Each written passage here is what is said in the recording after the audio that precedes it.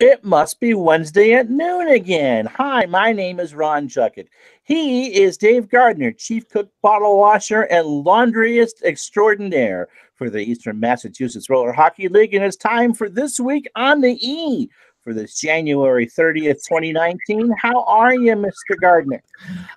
Voice is getting a little better. It's still tired, as you can absolutely hear. But when I get it, Ron. And I plan on having it for 4 or 5 or 6 weeks, and that's just how it is. I don't feel too bad. I actually played a game last night, and I refereed 2. So I skated for 3 hours last night. So I'm feeling better. It's just I just can't get this, you know. So I haven't been able to take any jobs doing play-by-play for the last month or so, and that's been a bummer. So I've told people, says you got to give me a few more weeks. Do you before we introduce the guests and you do the sponsors, do you do cough drops at all? Oh yeah, Dan. I'm sorry. I'm Ron. I've been resting. I've been sleeping. I've been not going out in the cold. I do the cough drops. I do the honey. I do the tea. I mean, I've done everything they tell you to do, and still, it's just gonna take its time. So that's how it's gonna be. So what do you got? Honey lemon. Yeah, I do have some of those. Yeah, I was doing some of the honey lemon stuff. Lifesavers. Yeah, especially when you're yapping forever like I do. Yeah, I have a whole pocket full when I usually go do the broadcast with me. So, let's roll into our sponsors real quick, and then we will introduce our guests. So, again, thanks to all of our sponsors. As we get closer and closer to wearing the new jerseys, I'm hoping in February, mid to late February, so that's about a month away. I want to thank Paramount Wealth Strategies, Everett Bank, Alpha Omega Hobby in Quincy, Bates Insurance in Medford, the local 103 IBEW, One Call Ventilation, Aces Games and More in Revere, and lastly, it is the East Boston Savings Bank. And Dan Kelly, you are representing the East Boston Savings Bank today. Welcome to This Week in the E. Thank you, guys. Coming to you live from East Boston Savings Bank, the training center, actually. Oh, fantastic. So a little bit about East Boston Savings Bank, if you don't mind. Sure, go ahead. So first of all, we are actually the oldest bank in Suffolk County to be operating under its original name. So we've been around since 1848. Kind of like you hear in all the commercials that are out there. We've been getting it done since 1848. We've been known as East Boston Savings Bank since that time. We've been around for a while. Don't plan on going anywhere. We have 38 branches that are located across 25 different communities, and we pride ourselves on being part of that community. A lot of our employees volunteer their own time to go do community outreach. Last year, we gave out over $1 million to over 500 different community organizations inside Massachusetts. So we are out there across the footprint. A couple of the big things that we do as a company is we sponsor a road race down on Carson Beach in South Boston. That usually gets a good turnout. And every year we do an employee auction that's headed by our CEO, auctions off donated items. We raise a good amount of money for that as well. But we've been around for a long time, plan on sticking around and continuing to grow. It's a good place. So what are some of the big things that you do over there? What are your big services? We do pretty much everything that a fully operational bank will do. We do loans from commercial to personal lending. We can get your basic savings accounts, your checking products, equity lines of credits. You get pretty much anything any other big banks could offer, except you get us, that small community outreach, the stories of our CEO calling people to get some deals done. He'll show up to the meetings. He's out there. So it's funny that you mentioned that you've been around for so long, because, you know, I'm an older guy, Ron's an older guy. And I remember as a kid listening to the Bruins on the radio, and Bob Wilson was the radio guy. And I don't know how many times as a kid I would hear, and it's brought to you by East Boston Savings Bank, always the leader. And I hear that in my sleep from Bob Wilson from the Bruins games. And so, yeah, you guys have been around a while. Yeah, they get some pretty good jingles going on, like the Hard Work song, and we're sponsoring the Bruins at home right now. So I get to hear my buddy Dale Arnold talk about East Boston Savings Bank from time to time, which makes me so happy. You are a huge Dale Arnold fan, right? Can you expand on that? I don't really, he seems like a nice enough guy, but I do believe there is a curse attached to Dale Arnold. And if you go down that rabbit hole, you can find some pretty equivalent things to him. Do you know Dale? Yeah, no, Dale Arnold has actually broadcasted Bruins, Patriots, Red Sox, and maybe even Celtics. He's one of the few guys that's done all 4 teams. Yeah, you should look at the championship droughts while he's calling them. All right, Ron, what do you got for Dan? As I said, 85 Patriots. He was the play-by-play guy when they and that run in '85. You've been playing a while. I don't know how much of the stats are complete for your years, Dan. But did you know that you are 2 assists away from 200 in your EMRHL career? I had no idea. I'm not sure if that's good or bad considering I've been playing for almost 10 years, but sure. That's pretty good considering that most seasons are 10 games. You just looking at your stat line, you seem to be more of a defensive player. Is that true? I mean, what's your style and such? Yeah, I've been playing defense pretty much with the exception of a couple of years since joining that league. Kind of a stay-at-home defenseman. I try to pair myself up with some people that can actually skate, well, at least skate a lot faster than myself, like the likes of Dave Gardner. And they kind of carry me around. But when they're up there wheeling and dealing and trying to get their points, I kind of hang back. So a lot of those assists is because I've been able to find people, the ones that Dan, you have this slippery shot from half court that you take that you manage to lob into the net. That's your go-to play. Yeah. Yeah, that's the go-to play when I have nothing else to do. I figure you might as well just toss it on net and see what happens. Sometimes it finds its way in the back of the net, especially if there's traffic. You're also 2 games away for 400 in your career.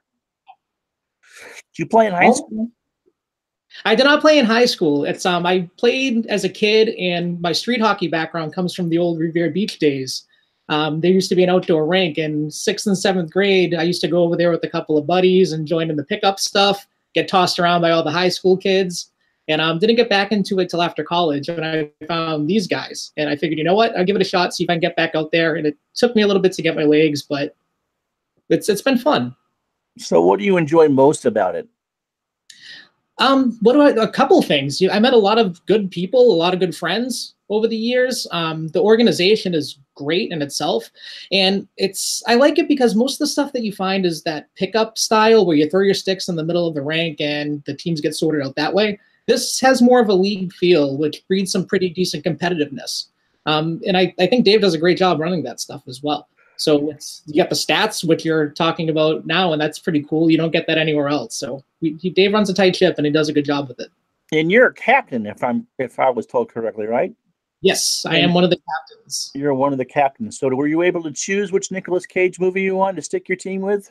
Yeah, absolutely. I went with my favorite one. Everyone agrees that The Rock is a good movie, regardless of how you feel about Nick Cage. I don't mind Nick Cage. It's his toupees I'm not real fond of, but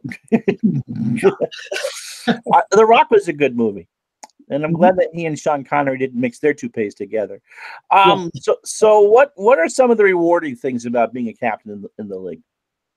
I'm getting to pick your teams. In my case, I'm lucky enough to get a couple of repeat guys that come out and play with me. My younger brother, who's also a defenseman, plays alongside with me every season. I got my buddy Matt, who's joined the league a couple years back, and Dave and the rest of the captains are kind enough to let us stick together. So that's one of the perks of it, and also getting to figure out who I don't know and who I can play with. Trying to just meet new people that way, and trying to jockey the lines and stuff like that. It's a lot of fun. And you said that you were a stay-at-home defenseman. Who were your idols in hockey growing up, if you had any?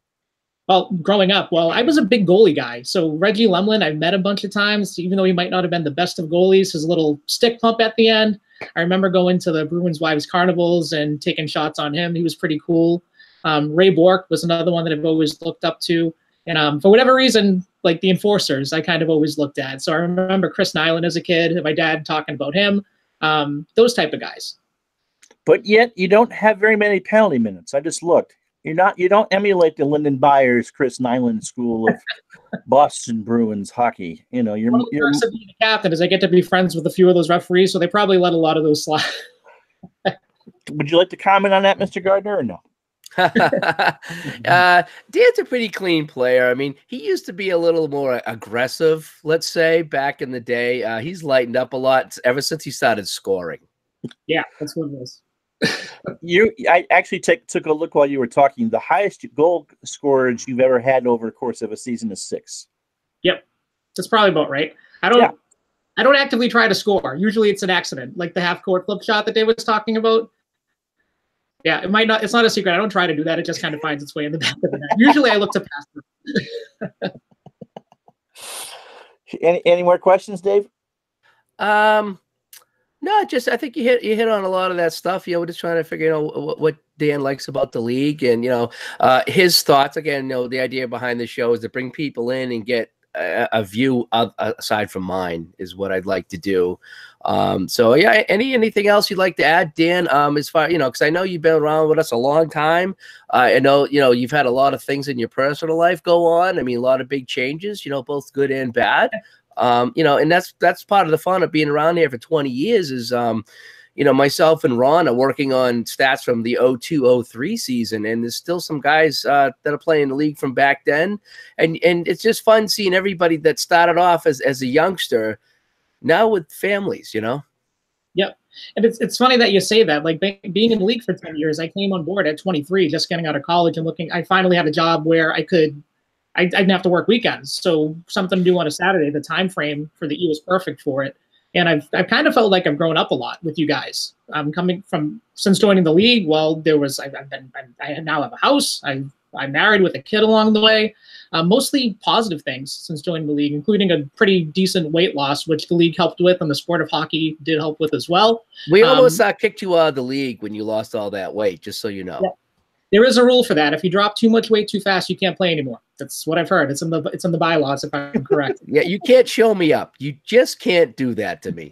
How much did you lose?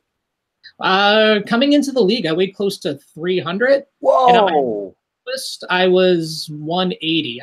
Since getting married, I put on a few since then, but I'm up and down, but I'm nowhere near what I used to be. Yeah. And what would you, if someone was watching this later and is thinking about the league, what would you tell them to push them over the edge to join you guys? You're not going to find this anywhere else. Not in the state, not that I know of anywhere. If the rink times are great, the organization is fantastic, and you're going to have fun. You're going to have a good time. You're going to compete, and you're going to get a lot out of it. So if you're thinking, come out to a scrimmage and just try it out. Now that accent is not Massachusetts.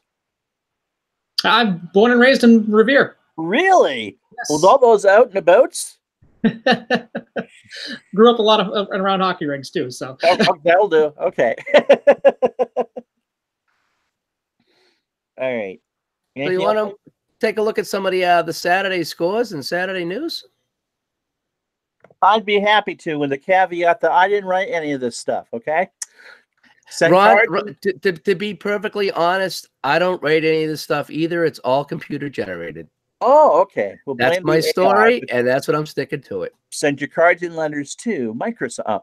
The 7 a.m. game on Saturday saw face-off beat Raising Arizona 11-7. Last season's champions got out-coached. Not my words. As Stephen Mills in face-off racked up 5 third-period goals en route to an easy 11-7 win. Eric Cause was spoon-fed all morning long and picked up 4 goals. Everyone but Mike Gaff played well for the winners. Mr. Gaff, he takes Steam cards. Okay, Steam cards are acceptable for good bribery. Just putting it out there. And he brings me coffee, too. Michael Gaff always brings me coffee on a cold day. So you remember what he wants in his coffee, and maybe you get a better write-up next week. At 8 a.m. Fast Times, I forgot Nicolas Cage was in that. Beat National Treasure 13-7. Kruger went 0 for 2 on the day as he subbed in for National Treasure. And they went bankrupt against a soon-to-be downgraded Fast Times team. Mark Scribner had 6 points and nearly beat National Treasure by himself. John Dalba had 5 as he continues to improve. So when you say downgraded, was it trade? Is that what's... What we like to do, Ron, is keep things fair. So if one team's winning too easily, we might make a couple of moves. But it's more the threat of making trades that makes it fun. So teams, so it's I think it was week 1. And of course, every team that won were like, yeah, we're going to have to make some trades. That's what we do. Let's see. The 9 a.m. game, Kick-Ass did not. Rumblefish tied them at 5. DePreto made five saves in overtime, including a breakaway save on Steve Fabiano to preserve the tie. Kick-Ass scored 4 unanswered goals in the third to send the game into bonus time.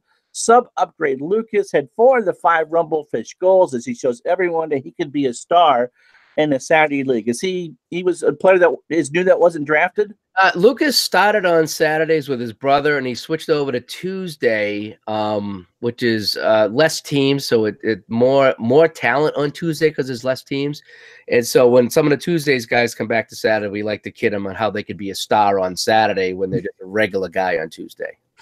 The 10 o'clock game saw the Rock beat Arsenal 5-4. Arsenal, of course, will be forever in fourth place and in the knocked out in the Champions League. The Rock got a power play goal from returning veteran Pete. Pronounce that for me, bud. I think it's Carpentieri, I think. Carpentieri with 1:55 left to get them a slim 5-4 win. Sub goalie Tom Grasso struggled in his return to the Saturday League. Rookie Danny Lum had a pair of goals for Arsenal in his first ever E game.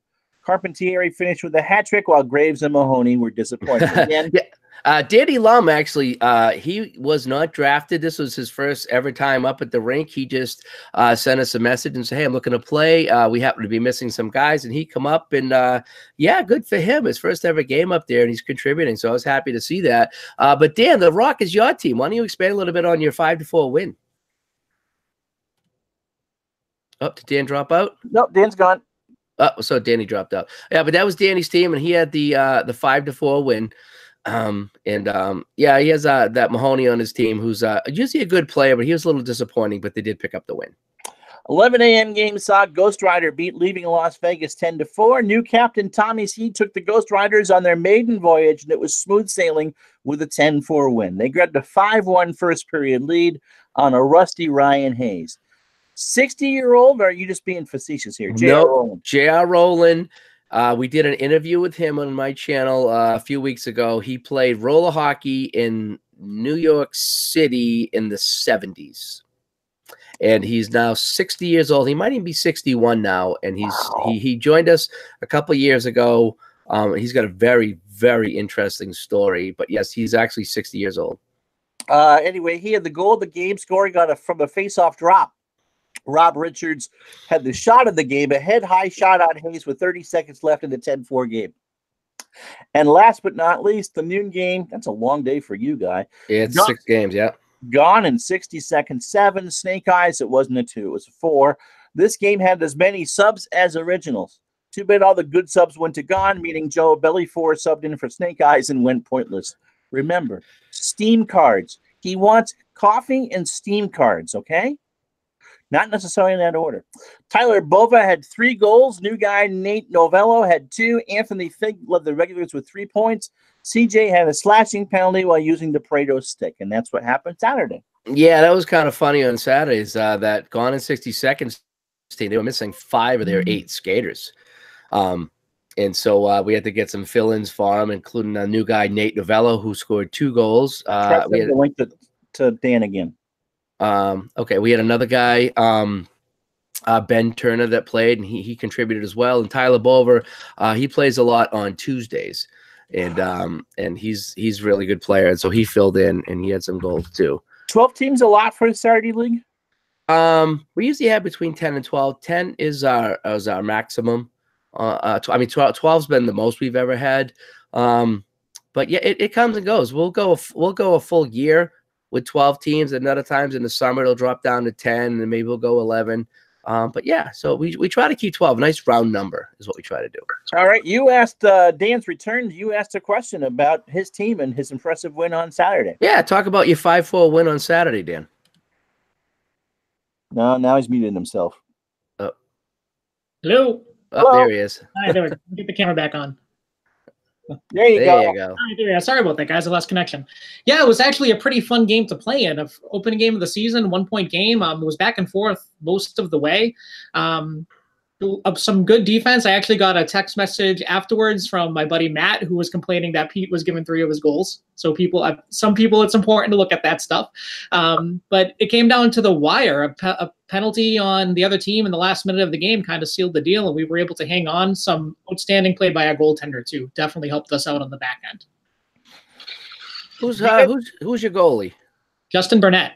Oh yeah, Burnett. Okay, I'm still, like I said, week 1. I'm still getting used to all the names there.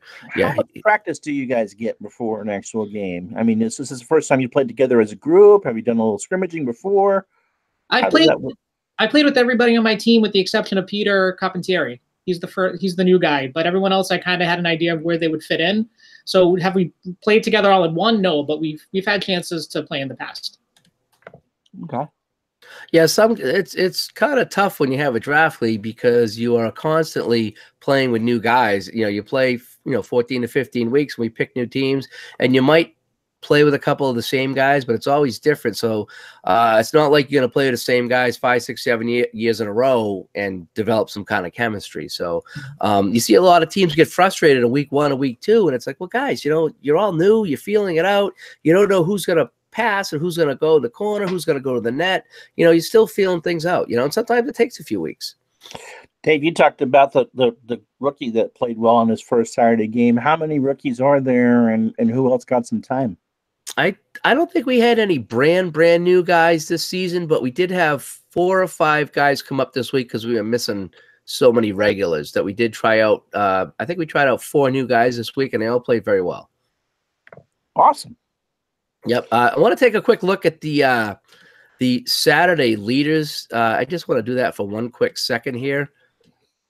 So let's go here. As you can see, we have a lot of players with 6 points right now. Eric Cause, Greg Good, Mark Scribner. This is his first full season. He joined late last season. Also Mike Conley and Sean Andrews. Now, this is just after 1 week. So we had a lot of players with a lot of points going into this week here. So a 6-point game is really good. So we'll see how many of these guys with the 6 points are there at the end of the season. Is it when you start a new season, does it favor the offense or the goalkeeping? Oh boy, it's hard to say. Dan, what do you think? That's I don't know. That's a tough question. I really don't think it makes much of a difference. It all depends on the hand that you're dealt with that one. So you got guys that are normally goal scorers that could come out and have a bad week 1. It all depends on how you draft and who your matchup is that week. Because I know in baseball, pitching has an advantage early part of the season because you can't get your swings together. Now, I know you guys play year-round, but you don't always necessarily play with the same line mates and stuff. Yeah. So, yeah, like I say, early in the season it's tough because everyone's just getting the feel out of each other in the whole bit. I would say it's probably tougher on the goalies because the teams are a little erratic because we're not, they're not used to what's going on. We're still setting up lines and see who plays good with each other. So it could be the goalies have it tough. I see in the stats that some guy by the name of Gardner had 2 assists this past week on Saturday. Yeah, I think I'm the 3rd oldest guy in the league. So if I can get 2 assists a season now, I'm doing pretty well. So now that Dave, you have Dana, you got the 1 week out of the way. What do you look forward to in week 2, in your second week, maybe to improve or to gel? I mean, how long have you been a captain, and so what do you prep yourself for, for week 2? I'm not sure how long I've actually been a captain for. It hasn't been the whole time. It's been a good chunk of the time though. For week 2, I think we're playing Fast Times, Dave. I think I have the schedule up. I'll have to double check on that. Yeah. Yeah, so that's a very well. All the teams are pretty good. We've come up with a pretty balanced season with all the packages and all. But as a defenseman, I'm going to have to say defense first. They got some pretty high flying, energetic, scoring type folks on that side of things. So work from the back end out. Sounds good, Dave. What kind of progress do you want to see from teams going from week 1 to week 2? I mean, what are you looking for? Obviously, parity is something that the league stresses, and one of the reasons why I think it's done so well. How much adjusting is made after week 2? You'll have seen everybody at least, obviously twice and all that. And we don't usually make too many adjustments right off the bat. You got to let it play out. I mean, we are here in Boston though, and as you know, if the Red Sox lose opening day, that's it. They're done. So we have that attitude here that if you lose on week 1, then your team is terrible and you're not going to win a game and you're going to finish in last place. So we have that attitude here. So sometimes you got to talk guys off of ledges and off bridges sometimes after 1 week. But if we see a pattern after 3 or 4 or 5 weeks where a team just can't get it together, or if there's an obvious problem, then, the idea is, it's a fine line between, how do I say, someone being a baby and someone having a legitimate gripe on their team, because you want people to have fun, but you got to realize that half the people are going to go home that week with a loss. and that not everybody can win, and that, you know, so I got to try to find that line between someone who's just being mad because they lost or has legitimate gripe. And it's not always clear. It's not always cut and dry. I don't always make the right decisions, you know. But I try to tell guys, look, give it some time, play it out, play a few games, you know, 4 or 5 games. If you guys are getting destroyed, nobody wants that. I mean, you can even ask Dan. If Dan knew he's going up against a team that he was going to win 15-0, what's the sense of playing that game, you know? So, you know, we try to have better games. I mean, last night we had 4 really close games on Tuesday, so that was nice to see early in the season. And sometimes it's just the matchups too. Sometimes, you know, you have the better teams playing the better teams, and the lesser teams playing the lesser teams, and you have close games. And the next week, well, you get a better team that's playing a lesser team, and they beat them up pretty well. You know, it's week to week, you know, and you try to keep an eye on it. And if there's something we have to do, then we do. You know, because again, nobody wants to come in knowing who's going to win the game. Absolutely. And I guess that's a good segue to look at the 4 games that were played last night, as a matter of fact. I will take a look at Tuesday, sure. All right, Tango and Cash beat Stopper. My Mom Will Shoot 6-5. The top 2 teams met, and it was a sub-player goal with under a minute left. They got Tango and Cash to win. They are now the last undefeated team at 2-0-2, and are tied for first at 6 points with Over the Top. Whether ice or roller, Jay Rizzo still cannot score on a breakaway. Yeah, Ice Score kept the Ice Hockey League Monday night that Jay played in. They lost by a goal. He had 2 breakaways and couldn't score. And last night was more of the same. So we went from ice to roller, still struggling on breakaways. Jay's a good guy, and we give him a little bit of crap for that. But, you know, he knows it's all in good fun. Jay's little bit of crap. If you would have scapegoat. This week's go-to word is given to sub Jay Rizzo. He is the scapegoat. To be an impact player in the 6:30 game. Not even Fab could get him out of his slump. Though Jay had a couple of points, guys like Marino and Sop would have been happy with 2018 Jay Rizzo. It certainly wasn't Rizzo time. No, it wasn't. But if you were to click on Jay Rizzo's name and go back in his stats and go back 10 or 12 years, he was probably finishing with 70 or 80 points a season. That's a lot. Yeah, he was running away with the scoring title. So, I mean, you know, that's just, you know, we all know who Jay is, and, you know, we're all older now in the whole bit. But, I mean, yeah, he's one of the name guys. When you mention his name, you're like, wow, yeah, he was, you know, 70, 80 points a season, sometimes more, you know. Wow. Yeah, so he filled in last night, and we were just ribbing him a little bit. It was a great game. And again, I think it was under a minute left, and one of the sub players on Tango and Cash scored. I think it was like 38 seconds or something like that. Yeah, looking over here, 38 seconds, and I think it was Nick Bertocci was filling in, and he got the game winner. As it turns out, you know, as we'll talk about here, last night of the 4 games, 3 were decided by game-winning goals by substitute players. Yeah. All right, the 7:30 game saw Rambo beat Over the Top 9-7. Dave Niemi, the last player picked in the draft as the EMRHL's version of Mr. Irrelevant, had his way with a Rambo fill-in goalie, scoring 2 easy goals, but it was all in vain in a 9-7 loss. Steve Burdick played well for a change. You are just vicious. Blocking shots and picking up 2 assists. Nick Ventura had the game-winning goal, and Ed Kane did not. Yeah, remember, Ed, stop giving him American Express traveler's checks. No one takes them anymore. To get Dave's back with that, I'd be more worried if he wasn't giving us the business with stuff like that. It's when I think it's fun. That's all good. It's the old backhanded compliment, and the thing is, I've been doing it for 20 years, so people know not to take any of this personally. I know. I do. It's all in good fun. Steve Burdick, he actually played with us outside back in 2000. Wow. He's one of the few. Now, he hasn't played since 2000. He's been in and out for several years, but he's one of the few guys that actually played outside before we moved inside.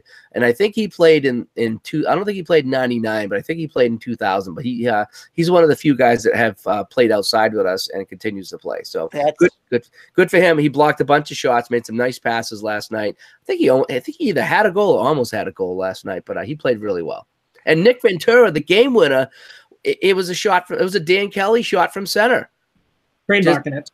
Yeah, he fired it from center, stole it right from your playbook, and it went in top corner on the goalie, who I don't think ever saw it, and that turned out to be the game winner. And that was with 14 minutes left in the game.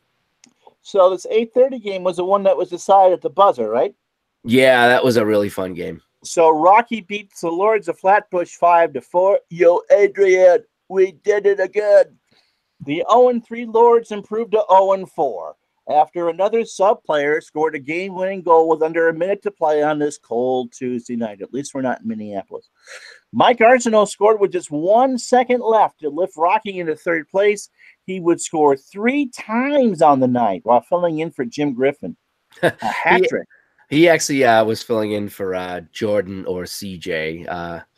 Griff is their 9th round pick, so and Mike's the 2nd round pick. So I kind of might have added that. Oh, the computer might have added that by mistake. The computer. Wink, wink, wink. But yeah, no, it was like coming down to the last minute, and Lords of Flatbush, they tried to clear it out. It was kept in. Somebody passed it to Mike in the slot, and he drove it, and it hit the crossbar and went in as the buzzer sounded. It was, I mean, we didn't even have time to stop the clock after he scored and the time ran out. It was that fast. It was really wild. So yeah, so that avoided overtime. But yeah, it was a super shot. But another sub game-winning goal in the final minute of play. Too bad there wasn't a video of that. Yeah, that would have been nice to see. It clearly went in before the buzzer, and it was a rocket. Oh, it was a rocket. I bet those things hurt when they hit. Oh, I don't know if I dare show you this. I have a bruise on my stomach, and I don't want to show my stomach on camera, but I have a cherry about that big from the ball last night. I'll show you my bald spot, but that's all I'm showing you. Yeah, no, I get a pretty nasty raspberry on my stomach from last night. I think it was a Joe Mullen shot I blocked, and it hurt. And he's got one of the hardest shots in the league, and it hurt. And I rubbed that for about a half hour. It still hurt. I'm not touching that one. The last game of the night saw Cliffhanger beat the Expendables 8-6. The 9:30 game also saw a game-winning goal by a sub-player, as Brian Estrella scored 3 times for the Cliffhanger team, moving them up in the standings and the Expendables down. 3 of the 4 games on this night were decided by sub-players. If you're not happy about that, then show up to your game and this won't happen. That's right, Dan Kelly. You can add on that too. It's like, we get a lot of heat from fill-in players, contributing to the game. But I mean, what are you going to do? I mean, if everyone showed up, we wouldn't have this problem.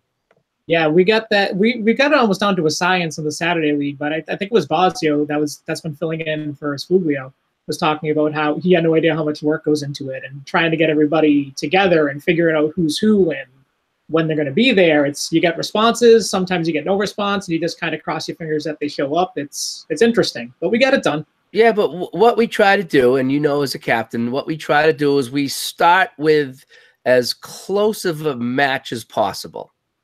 And then as it gets closer to game time, as we start on Wednesday, then it gets to Thursday, then it gets to Friday, then it gets to Friday night, excuse me, at that point, we got to grab who can play. So we've run out of time to try to find an ideal match for a sub. And then at that point, this is who is going to be good or bad. Yeah. And sometimes it comes down to whoever's at the rink too. Whoever's still playing, who's available to play the next game, you kind of just go with what you can get. How deep is your sub list? We usually start with players in the league because we know them, or players that are looking to join that we've seen play. Very rarely do we just throw in an unknown into a spot. If we do, we usually try to make it a late round pick.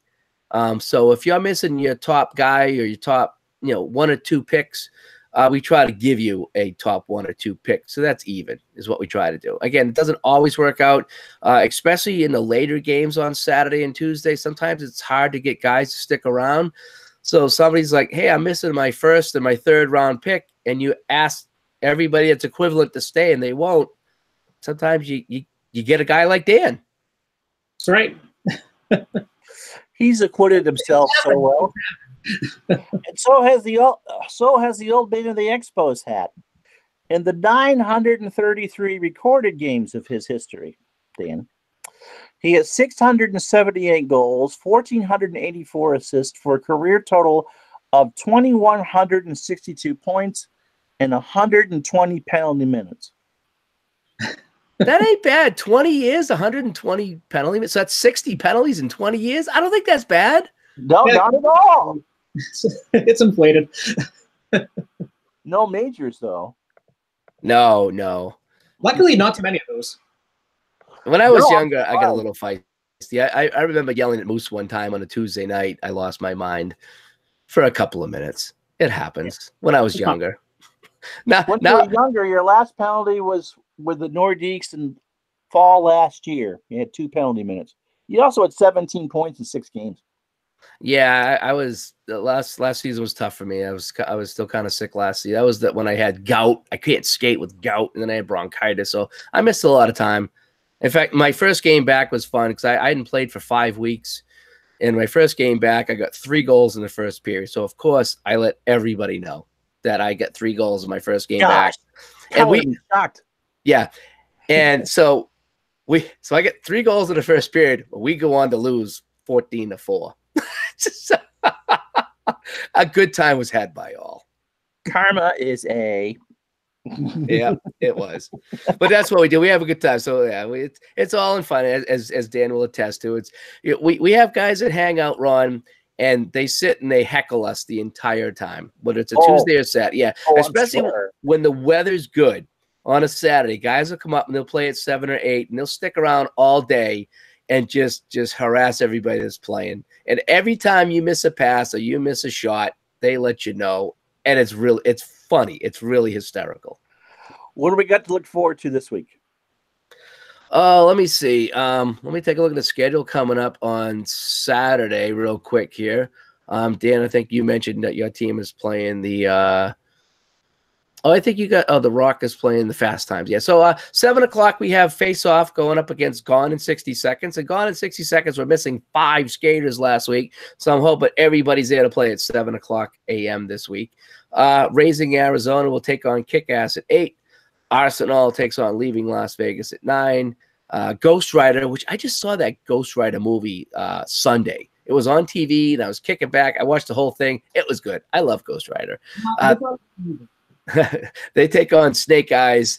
At 11, it's Rumblefish and National Treasure. And then at noontime, Dan Kelly and The Rock take on Fast Times at Ridgemont High. So we have 6 games coming up on Saturday. That's awesome. And will people be delivering pizza to Fast Times in their game?